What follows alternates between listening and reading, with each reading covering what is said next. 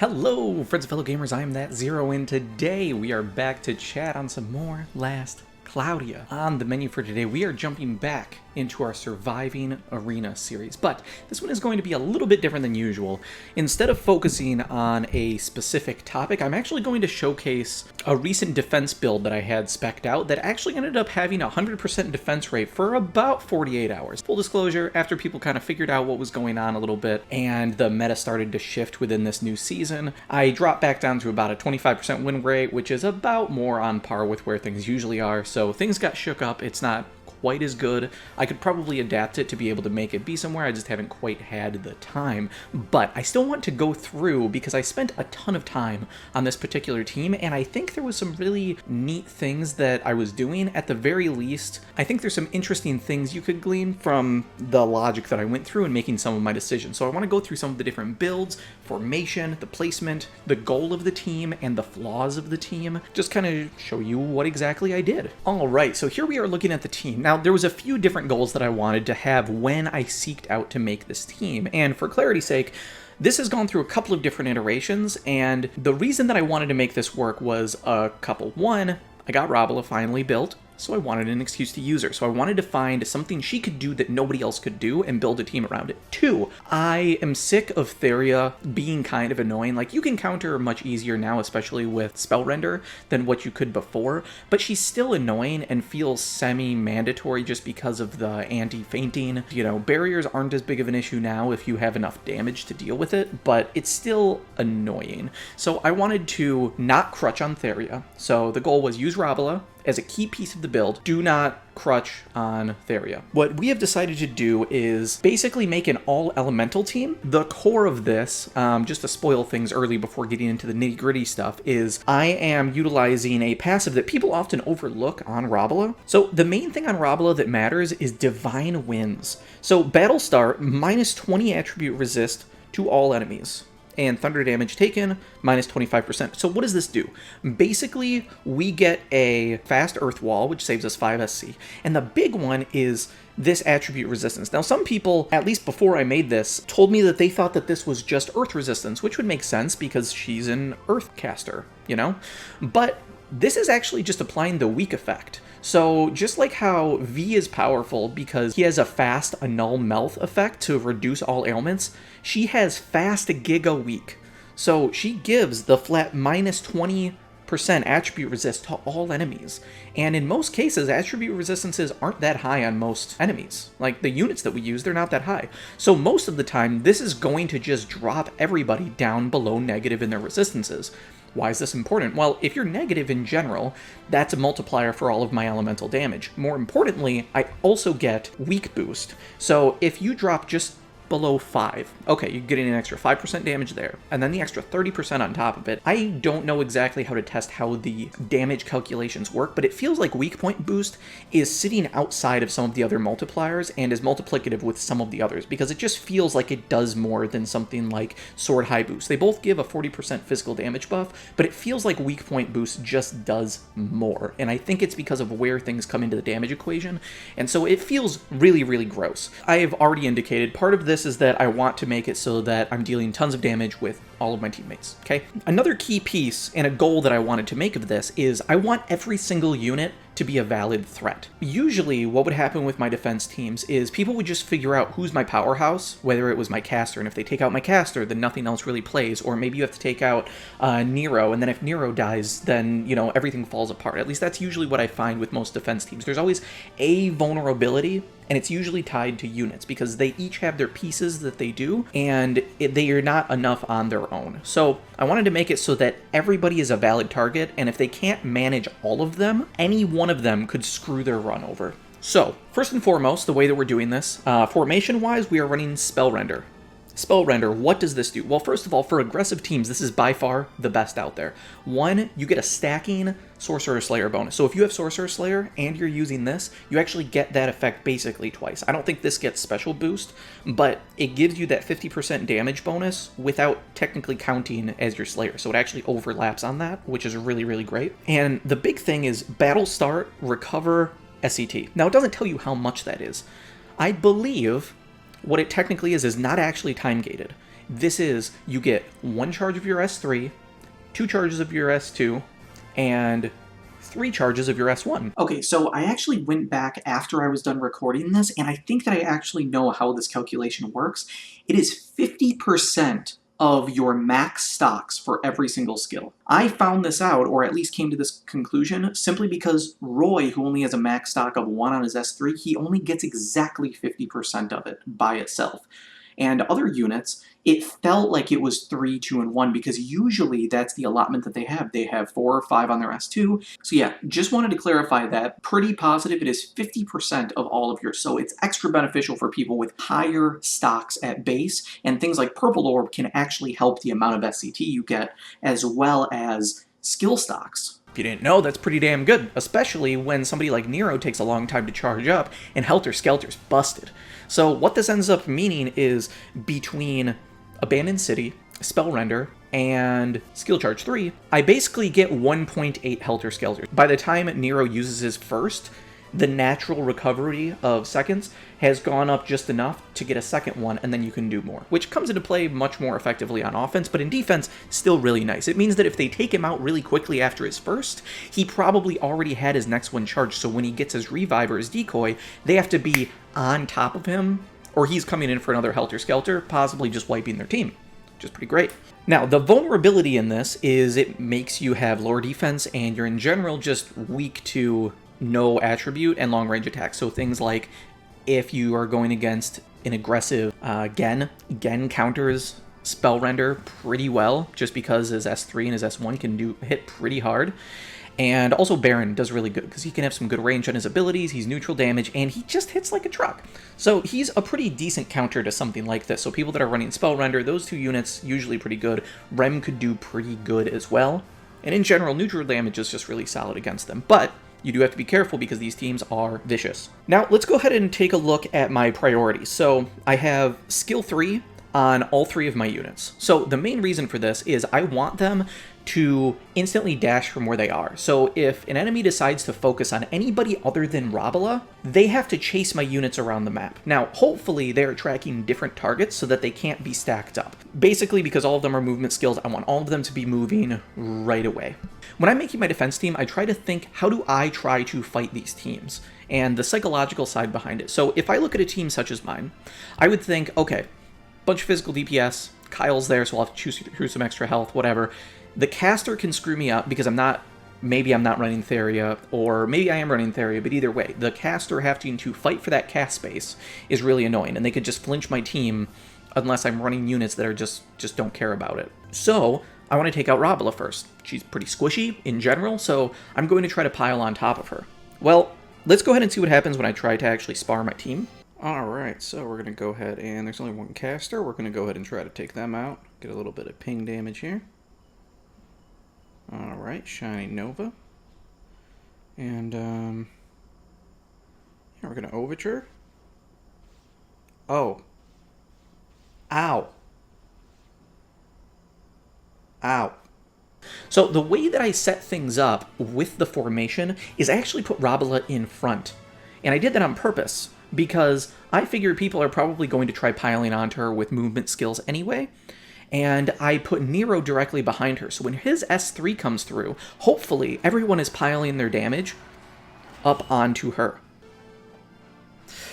So anyway, the big thing really with my formation is I wanted Spellrender anyway because of the bonuses for SCT. Because this is an aggressive team, I am looking to take all of your lives. That is the goal. I will not win any other way, because you will probably get some of my lives. I just want to take all yours before you can take mine. Like I said, the big thing is Nero parked behind Rabballa, because usually people focus Rabballa. Now, I said that I wanted everybody to be a threat.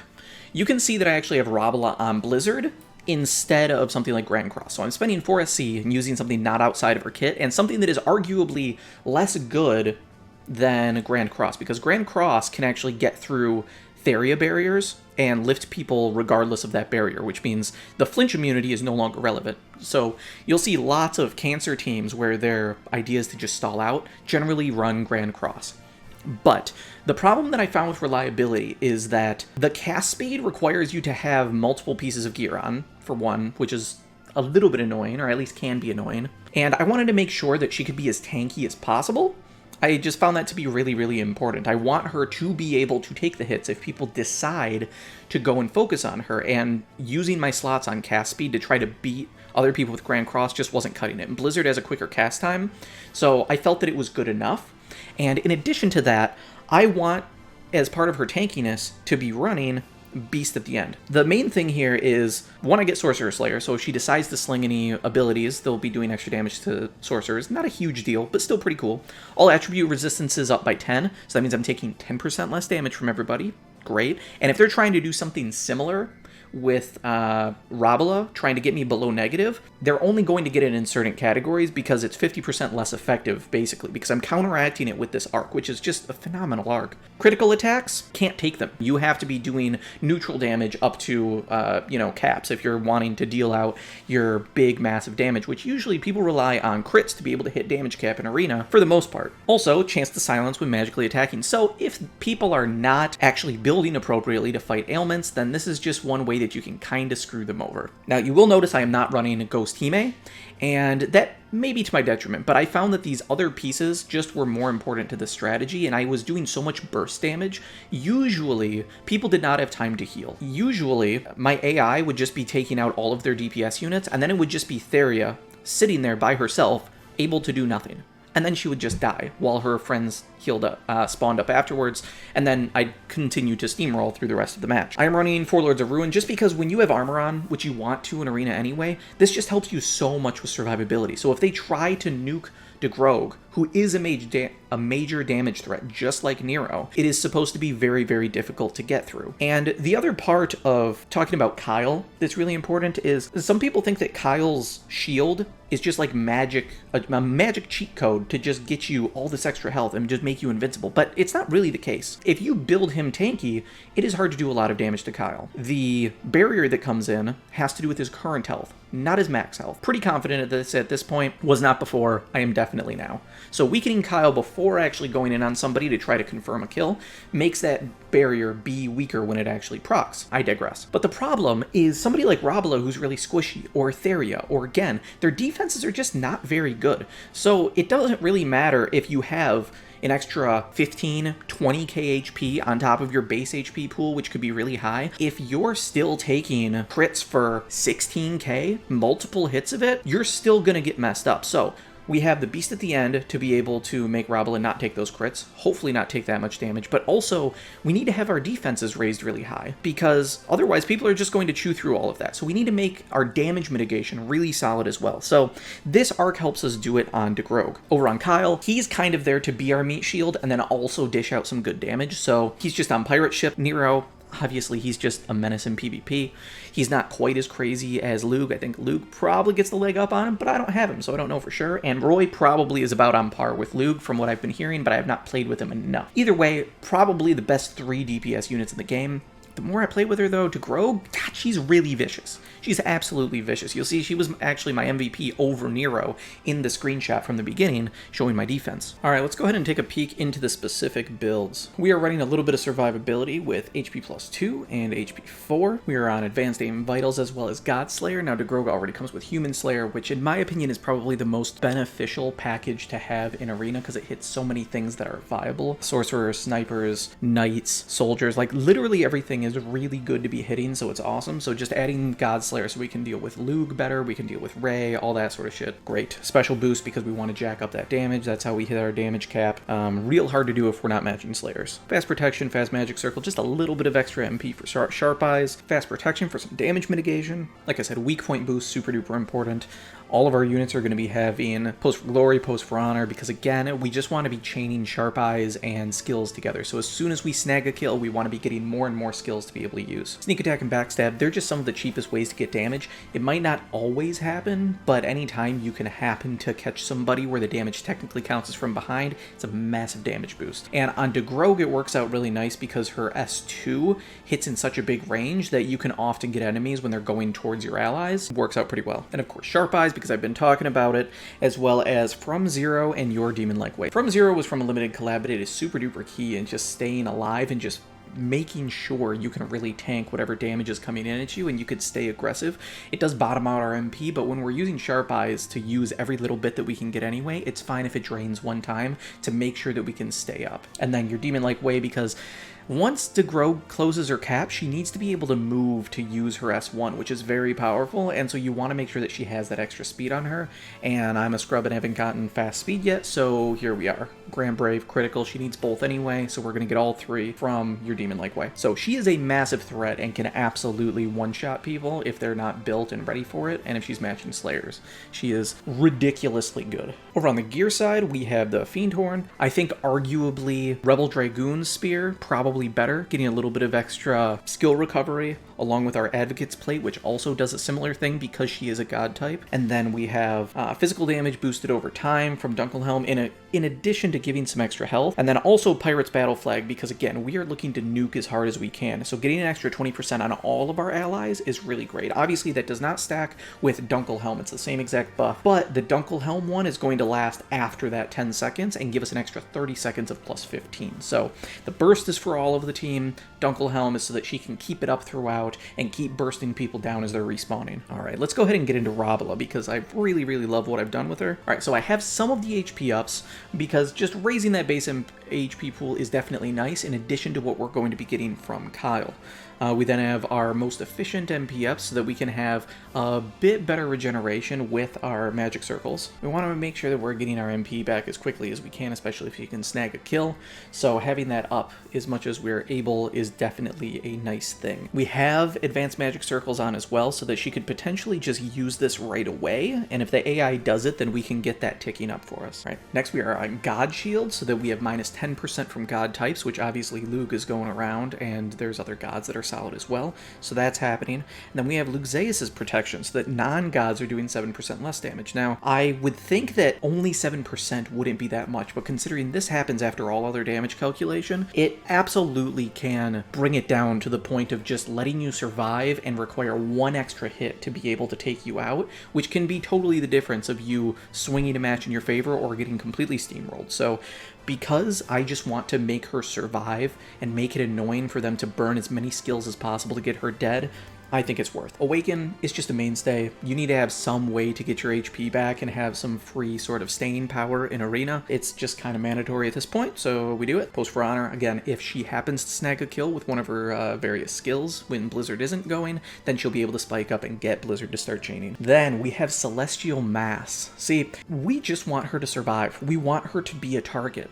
As people hit her, she might not be able to get that first Blizzard off for a little while, but if we can get them to waste numerous skills on Rabballa trying to kill her and not succeeding, that's a lot of damage not going at our damage dealers while they are wailing on their face. So it might take us a little bit longer for us to get a Blizzard off, maybe if they are choosing to focus her, but if they are choosing to focus her and not get Blizzard off, other people are capitalizing. If they choose to ignore her, we're going to be getting Blizzard off, and then she's going to be a valid threat. So they have to try dealing with her. And then we have From Zero again, because again, it's okay if it takes a little bit longer for us to get our Blizzard off if we are surviving and being a valid target for people to deal with. So even if it bottoms out our MP, I don't care. This is reducing the damage that we take. It is giving us basically a free heal along with Awaken. Very, very helpful for surviving that initial onslaught. And then Stone World. We cannot take any piercing effects, so they cannot get through our defenses to deal extra damage if they have piercing, and then a meaty plus 20% defense as well.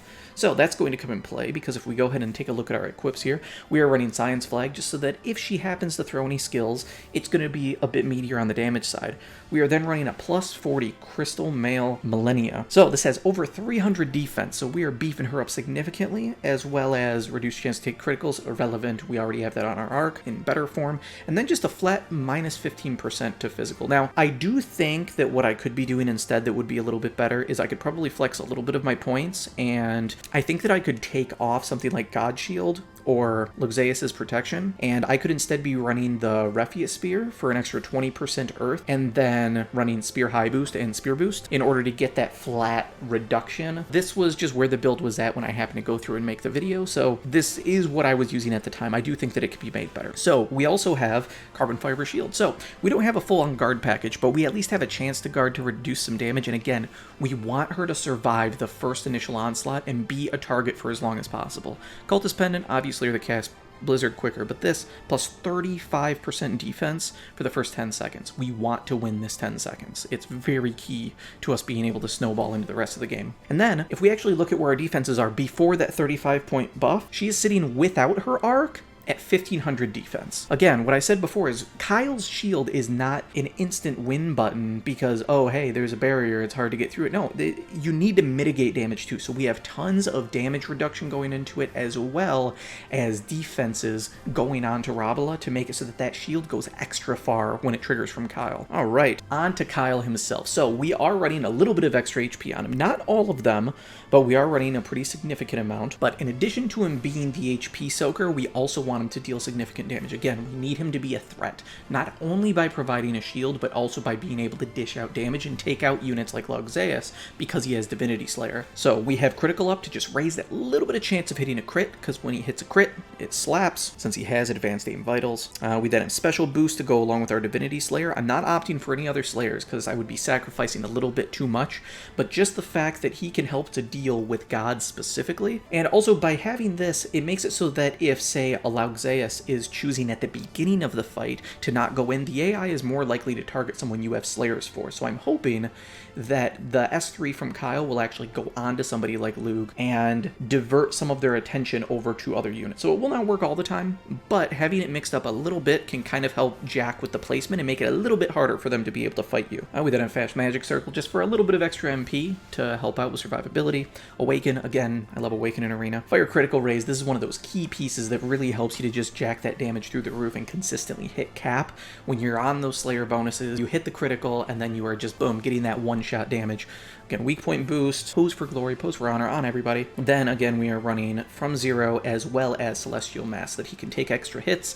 The more hits it takes for him to actually drop down in health, the harder it's going to be for them to weaken the shield before it procs on everybody else. So we want him to be able to take those hits, but having a nice balance of also dealing really good damage with our offensive things. And then, of course, we have him on the God Blade itself. At the time of this, it was not quite as powerful, but it's getting up there. It's looking real good. And we also have him on the Shining Gold Plate. So, of course, that extra HP bump is going to help out his barriers to be stronger, which is great.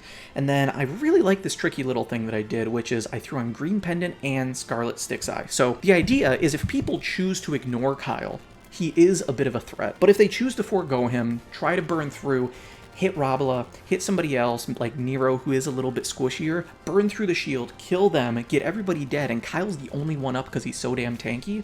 If he's the last person up and they kill him, Scarlet Stick's Eye is going to go ahead and heal all of my dead allies, giving me all those points back and giving me a chance to start getting a Blizzard off, get another Helter Skelter off, or maybe just something to turn the ties, get a kill or two to just start snowballing again.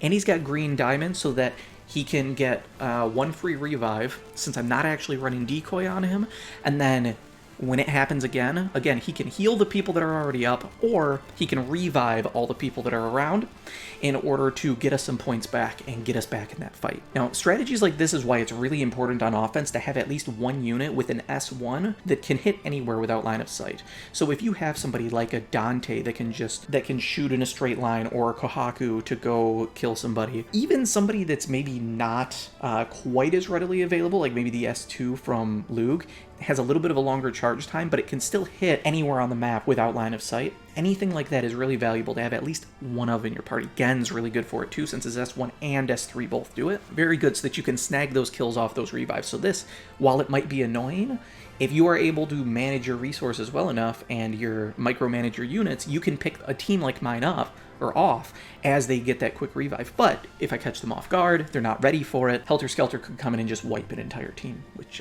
feels pretty damn good. All right, and then over to Nero. Nero, we have a little bit of HP with HP plus 2, just because it's nice to have that little bit of extra bump up in there.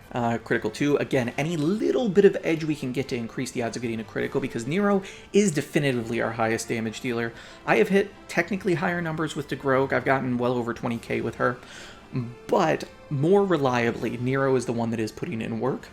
It requires much less work than she does. Aim Vitals, of course, just jacking up that crit power. We want to make sure we are hitting damage cap when the crits happen. We are only running Godslayer for this because he does so much damage anyway. I just want to make sure that I'm able to deal with units like Lug, and I want to be able to focus them as much as I can as well. Then a fast magic circle. Again, I just like throwing it on people. It's not really that much MP, but it's a little bit extra on top of what you're getting from Arena to make sure that you're getting sharp eyes. Then, of course, weak point boost, pose for glory, pose for honor, that core thing that I like.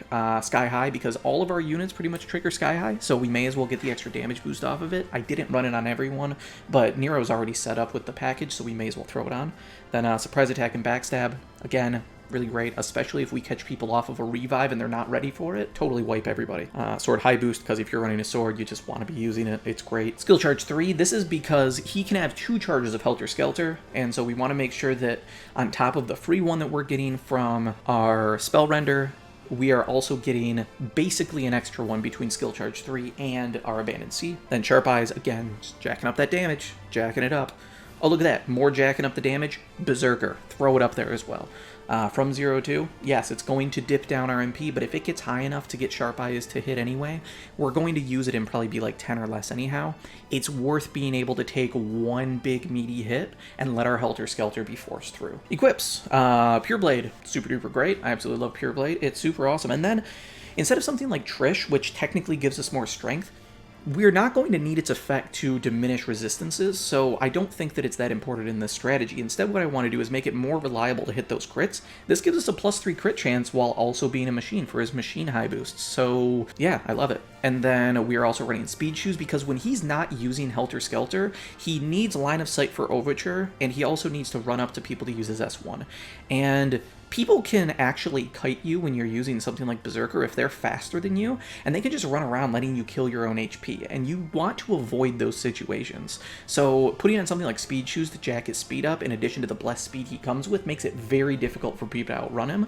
So the quicker he can get to people and actually use his skills, the more reliable he's going to be. And then, of course, Holy Water is just to make sure he can't be cursed. So even if the rest of your team is cursed, at least our biggest dick damage dealer is going to be able to be resilient. Alright, so vulnerabilities. Now, I did definitely have to make some sacrifices to actually get this to work.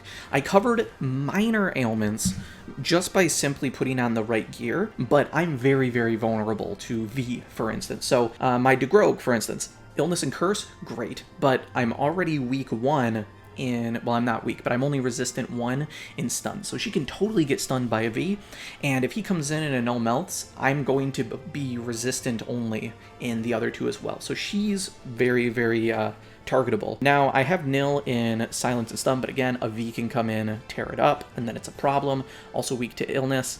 Makes it really rough, so from 0 could potentially whiff, same with Awaken. Again, Kyle's weak to Curse, but I think Nero's more important on damage, so I'm choosing to not run Holy Weapon on him. Instead, I am letting Kyle be stunned, because again, if they can stun Kyle, and he's a bit of a distraction, they might just leave him and kill everybody else, and then if they kill him last, then the Styx Eye can come in, revive everybody else, and then they can be up and ready to go.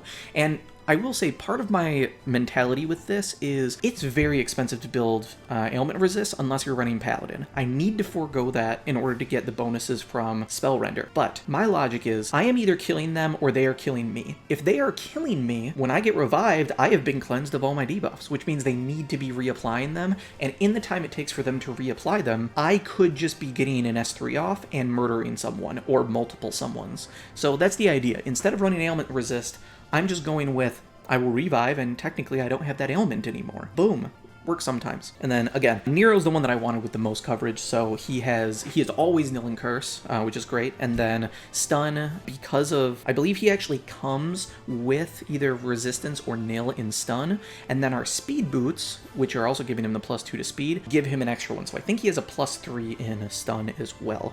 Illness is a little bit weaker, so he could get jacked up there, but hopefully he's either dying or he's killing, so I don't think it's that bad. He doesn't necessarily need his healing as bad. Another vulnerability that I have that's pretty huge is if somebody has something like Ruto or maybe Alphonse, and they have very high, even Kyle for that matter, they have very high attractiveness on their units, and they can get all of my units S3s to pile up on top of them, and then they have somebody like Baran, who's probably the biggest weakness since he's neutral damage and big AoE. If they can manage to survive long enough by getting all my units to focus on a tank and not hit their other units, maybe their other units are like Roy and Lug and V, and those were all ranged units. So instead of piling on top of Rabballa in order to get smacked by all my units, they can stay spread out and have me only hit maybe Ruto and possibly somebody else. You know, having that bait is really huge because I can blow my load, maybe kill one unit, and then everybody else can clean up afterwards. And if they get that initial momentum swing and they can survive my onslaught, they usually can start picking things off pretty decently well. So those are my two biggest flaws, is ailments that are executed appropriately, as well as tank paired with ranged units that can just survive. Well, I think that's about all I have for this particular build. Shout out to everybody that actually helped me out on Reddit. For anyone that didn't actually see it, I posted 2 times up on there, one for my initial team with Rabballa, and then after that I did a second one where I made some adjustments and tuning, and I was asking, you know, what team comp did you go in with, what formation are you using, what were my biggest flaws, and that really helped me to identify things, because I can spar my team as much as I want, but I don't have all the units everybody else does. And some people were like, oh, it was really easy, but you almost got one over on me, and some people were like, got totally crushed. And others were like, okay, yeah, I just sat back with V and just kept pinging you down. And I was like, yeah, well, I'll just accept that I take those losses. It really helped me, though, to be able to go through and fine-tune and figure out where my flaws really are. Maybe Rabballa was dying too quick, or some people were saying Rabballa was too much of an asset, and then if she died too easy, and then when she did die, everybody else was really easy to fight, because then I could just get locked out of the game with magic. So that's how I kind of went from these iterations of using like Grand Cross over to Blizzard, and then building extra tankiness with having the Luxeus and God protections, all that sort of stuff. So just fine-tuning this balance really only was able to happen because of those of you that were over on Reddit and helping me out, providing feedback and helping me to kind of cater it. And I think it kind of made this interesting sort of dynamic. There was just sort of this mini event within the community of people that wanted to participate, where it's like, hey, let's go in and try to solve the puzzle that I created for how are you going to do this. You have multiple plates to juggle, and then you have this kind of second wave of, oh, if you kill everybody, maybe people then get revive off of Kyle, and then somebody comes in, and if you can survive the initial damage, then you also have a mage that's going to be hitting you with blizzards. So you need to compensate for that and make sure that you can either keep the cast space or keep her dead, but she's really hard to kill, and it has this sort of balancing act that I thought was really, really neat. So I appreciate people helping me to craft that, and I want to do that stuff more often, because I think it was kind of fun. At least I enjoyed the talking to the few people that were in there and helping me out with it. So I want to craft really unique defense teams, and then do similar posts on that, and just challenge people to be like, hey, come fight this, see if you can solve the puzzle, and just give it some sort of weird gimmick where maybe it's easy to beat if you do a specific thing, just like a boss fight, but if you do the wrong things, you get very hard punished for it, and it may not be things that are super obvious. That's the goal. I'm hoping that that's going to be pretty cool, and I would like to do that more, because it was a hell of a lot of fun. So random community events, I think, are just something that we are kind of lacking in the game, so any minor amount of things that can be contributed, whether it's myself or somebody else, I'm all for it. So looking forward to more. I appreciate your time. Hopefully you learned something, you can take something away from the logic that I went through here, and maybe play it into something that you can do for your defense team. So thanks, and go forth and murder things.